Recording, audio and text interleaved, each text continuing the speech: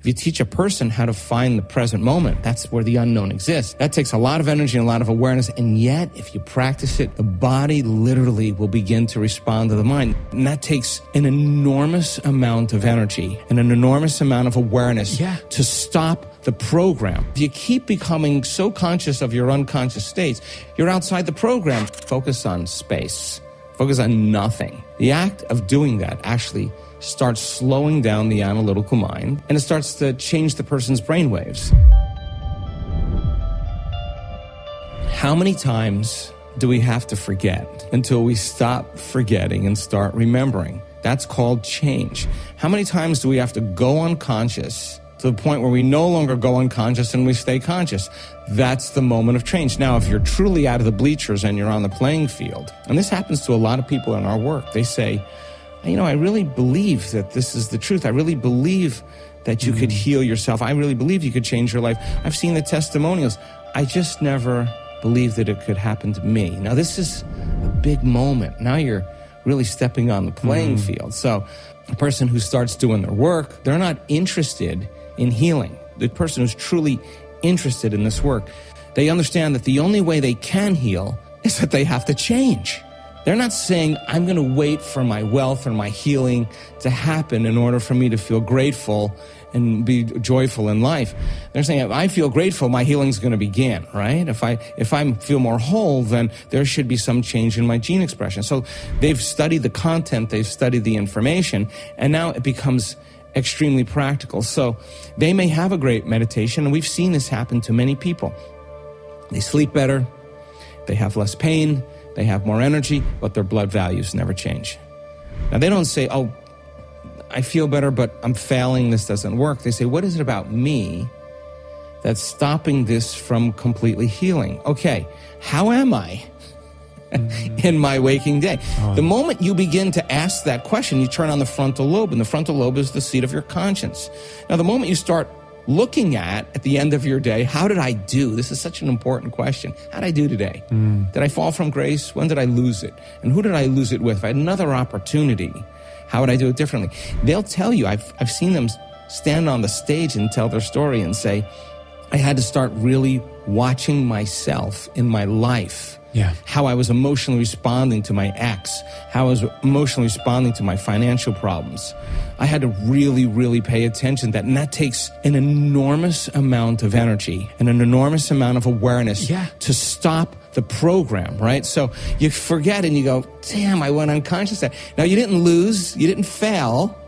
You just became conscious. Now, if you keep becoming so conscious of your unconscious states, you're outside the program. You're only in the program when you're unconscious. The moment you're conscious, you can objectify your subjective self. So you can see yourself through the eyes of someone else. So the learning process comes from the mistake. The brain learns by mistakes and surprises. I've made enough of them in my life. It's just whether you're going to do it again.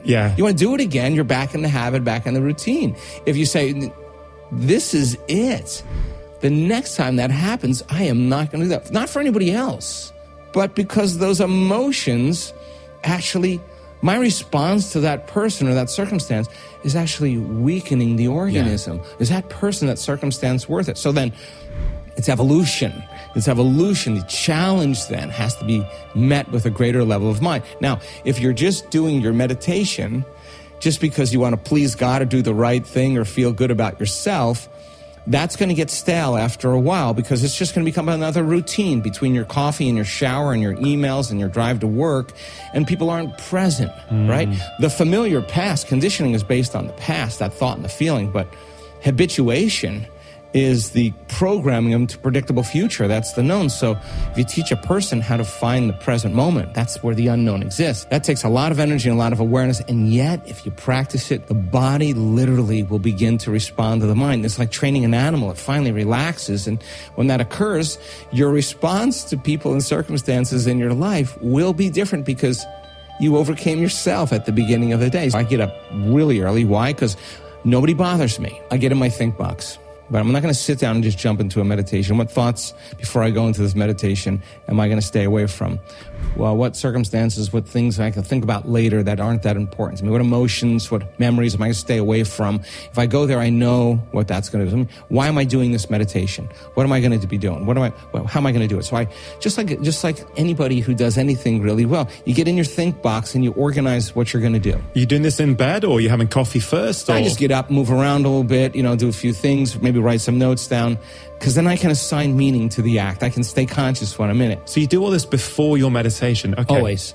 But then when I get in my play box, there's no thinking. I did all my thinking in my think box. But let's say I have 10 Zoom meetings. I look at my calendar and I go, okay, none of that, I'm going to get to all of that. This is not my time to think about the known. I know all this stuff is going to work out. I know how the Zoom meetings are going to go. Okay, but let me just make sure when I'm in these certain Zoom meetings that I'm leading with my heart and I'm being the person that I want to be as an example for my team. I want to make sure I'm communicating really clearly.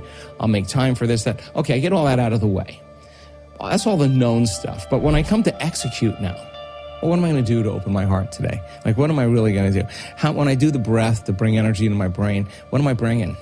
Like, where am I going to go to that? What do I want to experience? How do I do that? Let me just review that.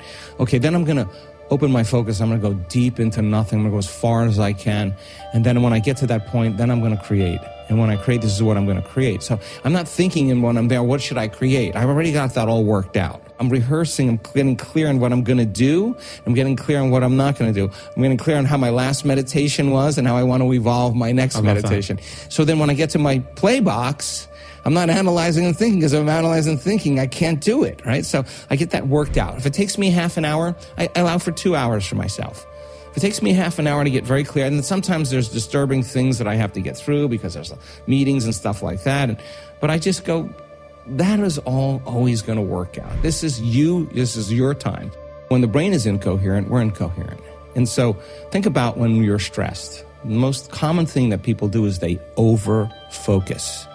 They narrow their focus on whatever it is that's driving them to pay attention to it. Yeah. And so then the act of paying attention to the problem is actually driving the brain further out of balance. And we've studied this. When you analyze that problem, that circumstance, that condition within the emotion that you are feeling and derived by the hormones of stress, you'll make your brain worse 100% of the time, because the over-analysis is driving it further into a higher thinking, higher beta brainwave state. So this kind of narrow focus is what causes the brain to be a house divided against itself. So we thought, well, why don't we do the opposite? Why? Instead of narrowing our focus on the cause, something physical, something material, because the hormones of stress actually heighten the senses and cause us to become materialists. So matter is the issue when there's survival. It's whatever's around the corner. It's whatever's going to happen. So we said, okay, let's teach people something else. Let's teach them how to broaden their focus. Mm-hmm. And as they broaden their focus and take their attention off of everything material and everything known and focus on space, focus on nothing, the act of doing that actually starts slowing down the analytical mind. You can't analyze when you're sensing. And it starts to change the person's brainwaves into a slower brainwave pattern. Right. And so now as you start slowing your brainwaves from that high beta, you start slowing down, you're shifting gears, you go into a mid-range beta, then you go into a low-level beta, and then all of a sudden you get into alpha. Now alpha, when you're in alpha, the voice in your head, the critic in your mind goes away. That voice that's talking to you stops, and the brain tends to see in images, in pictures. That's the imaginary state, that's the creative state. And in alpha, when you're out of survival, you're looking for answers, you're creative, you're looking for new ways of doing things. So when they broaden their focus, not only do they move into alpha, but all of a sudden we start seeing those different compartments of the brain that were once subdivided. Yeah. All of a sudden starting to unify. Different communities of neurons that were fragmented start to synchronize. And that's what you call coherence. Right. So what syncs in the brain links in the brain. So when you see the front of the brain talking to the back of the brain, the right side of the brain talking to the left side of the brain, you start knowing something good is starting to happen and the person's starting to create more order. So when you see those psychic union of two hemispheres coming together, the polarity, that person starts to feel incredibly whole. And coherence, when you have waves that are coherent, when they build or interfere with each other, their waves get bigger. And the higher the amplitude of the wave, the higher the energy in the brain. All of a sudden, the person starts to become very relaxed and no longer stressed in a program, and kind of alert and awake. At the same time, when you're resentful or frustrated or impatient and you're sitting in traffic, the same hormones are released and your heart is actually beating like there's a tiger behind you, but you can't run, you can't fight, you can't hide, and the traffic is frustrating you even more. You're releasing more of those chemicals, so the heart starts beating against the closed system. And when that happens, the heart starts beating out of order. Now, the heart's incoherent. So when incoherent waves interfere with each other, they're out of order, they diminish energy, and the brain energy leaves the heart. And this is when we stop trusting. This is not a time to communicate. This is not a time to learn. This is not a time to be creative. And energy leaves the heart.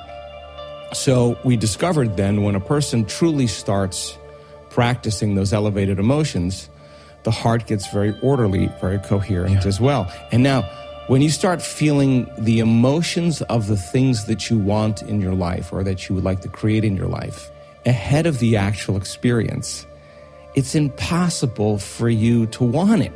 Why could you possibly want it if you feel like it's already happened? Now, here's the cool part.